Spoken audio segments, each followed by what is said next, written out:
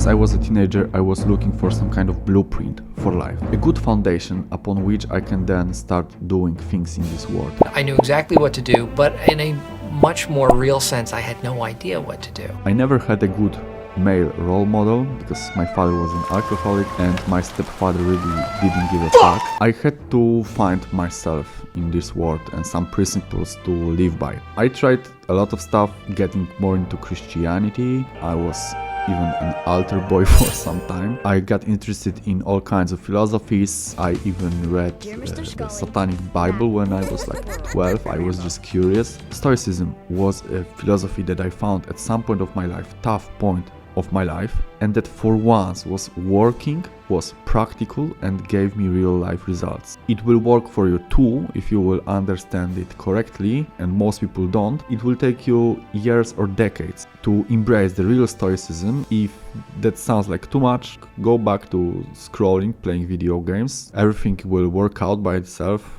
right? But if you're sick and tired of your situation and you really want to start living, not just surviving, being in a rut, being stuck, whatever you call it, this video will help you. First step is arrogance, ego and dissatisfaction. And it doesn't really sound like something that Marcus Aurelius would say. But this is where most people get this shit wrong. Because it's just about amor fati, loving your life, your destiny, whatever happens. Being stoic is about being calm and just cool with whatever is. And this is where most people get it wrong. They just read through Stoicism, watch some Stoicism Today channel or whatever, and that they are so cold and arrogance, ego and dissatisfaction are necessary for the real stoicism to even be able to emerge upon them. If you are being stoic, calm and collected about the fact that you are still living with your parents or that your job sucks, but it's not that bad, you know, you're simply delusional. How is that stoic? What are you stoic about? For you to start practicing real stoicism, there first needs to be some kind of challenge, pressure, dissatisfaction and ego. You have to start fighting for some cause. I'm not saying that now you should start crying and yelling about how bad your life is, quite the contrary.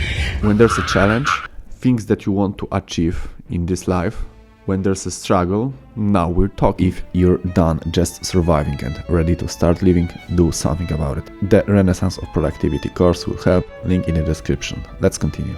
There will be two main components that are required for the real stoicism to emerge. First of them is that life will throw shit at you.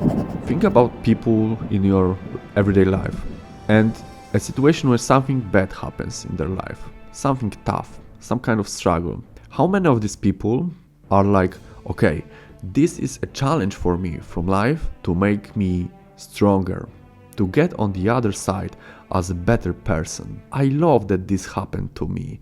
Wow, I can prove what I'm made of. Nobody's acting like that. And now take a step back and focus on you. You probably know what's wrong with your life. What is the thing that you should focus on and change? You maybe even know what kind of action you should take to change it. Are you taking 100% responsibility?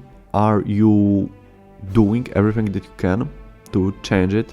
Or are you staying a victim to the outside world? Because if you will stay a victim, there's 100% probability that you will stay like that. As they said in Christianity, you see the speck in your brother's eye but fail to notice the beam in your own.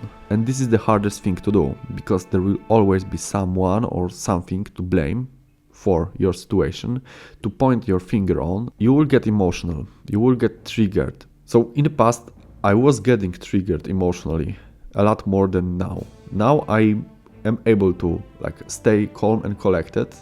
I don't react emotionally, keep it to myself. I still get negative thoughts. I still tend to get emotional, but after some time, after this situation has ended, the fact is you would not be able to live a one perfect day when nobody will trigger you, you will not get emotional about anything, you will always do whatever is the best in any given situation. As Marcus Aurelius said, when you wake up in the morning, tell yourself, the people that I deal with today will be meddling, ungrateful, arrogant, dishonest, jealous, and surly. But I have seen the beauty of good and the ugliness of evil, and I know that no wrongdoer can harm me, nor can I be angry with my relative or hate him.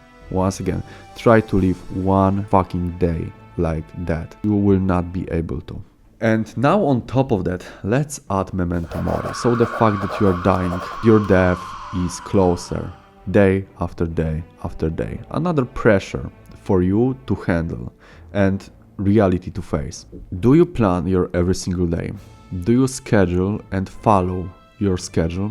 Are you disciplined, working like a fucking machine every single day? And I'm not talking about now following this corporate being like a robot lifestyle, because you have to also take into account the flow of life and that things are constantly changing. But if you will start striving towards your goals and accept the fact that the clock is ticking, this will create a real fucking sense of urgency in you, a fire under your ass. And now we're talking. Now you're living. For me, it took a spiritual awakening and a psychedelic journey that echoed in my psyche for nearly 2 years to truly understand Memento Mori. It's not just a phrase. It's a state of consciousness often unlocked only through something close to a near-death experience. Don't underestimate its power. Here's a quote from Marcus Aurelius. At dawn, when you have trouble getting out of bed, tell yourself, I have to go to work as a human being. What do I have to complain of if I'm going to do what I was born for, the things I was brought into the world to do? And you have to realize that this guy was rank 1 on the server. He was the most powerful person in the world.